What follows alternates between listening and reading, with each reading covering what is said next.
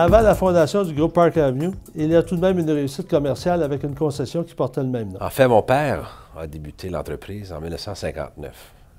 Il était déjà en affaires dans le domaine de l'automobile, en fait les pièces d'automobile, mais son rêve était de devenir un concessionnaire General Motors. Et à ce moment-là, la franchise qui allait le mieux au Québec, c'était Chevrolet. Il a eu la chance d'acheter une concession qui n'allait pas tellement bien sur l'avenue du Parc. À ce moment-là, on appelait la rue Park Avenue, d'où vient le nom.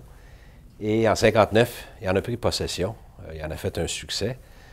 Début des années 60, il a déménagé la concession sur la rue Jean Talon, au coin Viau, dans l'est de Montréal. Le développement des banlieues, à ce moment-là, arrivait à Montréal. Et ça a été une concession à grand succès. Dans les années 60 et 70, cette concession était une des plus importantes au Canada. La plus grande année, en 1979, elle seule a livré plus de 4000 voitures neuves. La franchise Cadillac s'est rajoutée en 1969 et c'était des belles années de Cadillac, les années 60-70. On vendait des Cadillacs à tous les vedettes, légales et moins légales aussi. En fait, ça a été le début de tout, car les succès de cette concession, à la fois, nous ont donné la réputation et aussi le capital pour poursuivre notre expansion au niveau du groupe Park Avenue. Quelles sont les raisons commerciales qui ont motivé la création d'un complexe multimarque?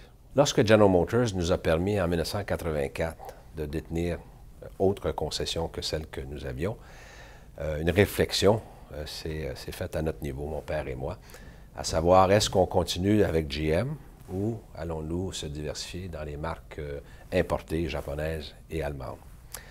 Et en fait, la recherche de marketing, si on peut l'appeler comme ça, a été assez simple. J'avais 28 ans, j'avais un entourage d'amis qui étaient en mesure d'acheter des voitures et les gens achetaient des Toyota, des Honda, ceux qui étaient plus nantis achetaient des BMW, mais on n'achetait pas des General Motors. Et ça nous a amené à cette réflexion de dire, je crois que le temps était venu de diversifier dans des marques autres que General Motors, et c'est ce que nous avons fait. Par contre, le rêve que nous avions, mon père et moi, c'était de faire quelque chose de différent, d'innover, et notre innovation était de créer un parc d'automobiles.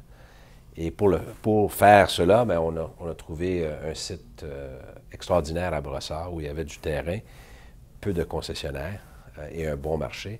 Donc, en 1985, nous avons acheté un terrain important, sans avoir de concession, mais on a lancé un plan d'affaires et à l'intérieur de 4 ans, on avait 5 concessions automobiles. Et maintenant, sur le boulevard Taschereau à Brossard, on approche 20 concessions automobiles, dont le plus important parc automobile au Québec.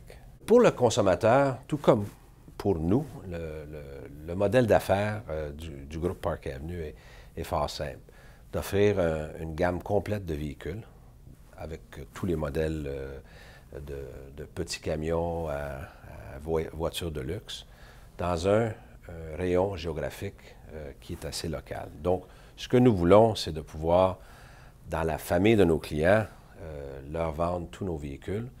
Les gens achètent localement où ils travaillent, où ils demeurent. Donc, le fait d'avoir plusieurs marques à Brossard et le fait d'avoir de bonnes marques, je pense que pour nous, c'est un avantage. En plus du choix des marques, le fait que nous avons plusieurs concessions nous permet d'offrir plusieurs services à valeur ajoutée pour nos consommateurs, nos clients. Nous offrons depuis plusieurs années l'entreposage de pneus. En fait, on a plus de 30 000 pneus entreposés à l'extérieur des lieux du groupe Park Avenue. Nous avons un service de navette qui transporte tout près de 25 000 clients par année. On a une carte fidélité. Ils vont faire en sorte qu'un jour, ils vont avoir des rabais additionnels pour eux ou les membres de leur famille à un achat futur d'un véhicule neuf ou d'occasion. Selon vous, que nous réserve l'avenir au chapitre de la commercialisation des automobiles d'ici une décennie?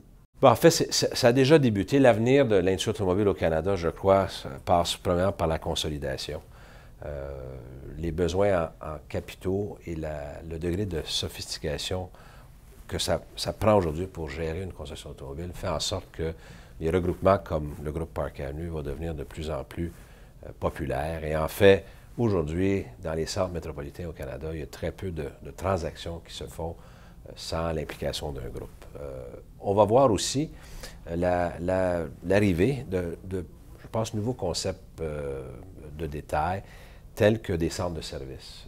Le coût dans les centres urbains au Canada va faire en sorte que de bâtir des concessions avec salle de monte et tout devient trop onéreux. Donc, de pouvoir ouvrir des centres de services satellites à une concession principale va voir le jour et on va en voir de plus en plus au Canada. On le voit déjà aux États-Unis.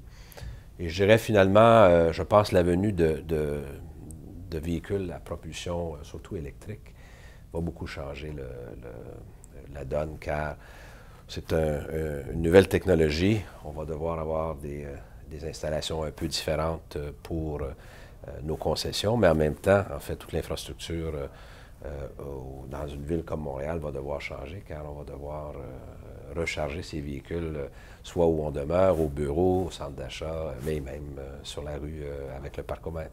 Monsieur Norman Hébert, merci d'avoir répondu à nos questions.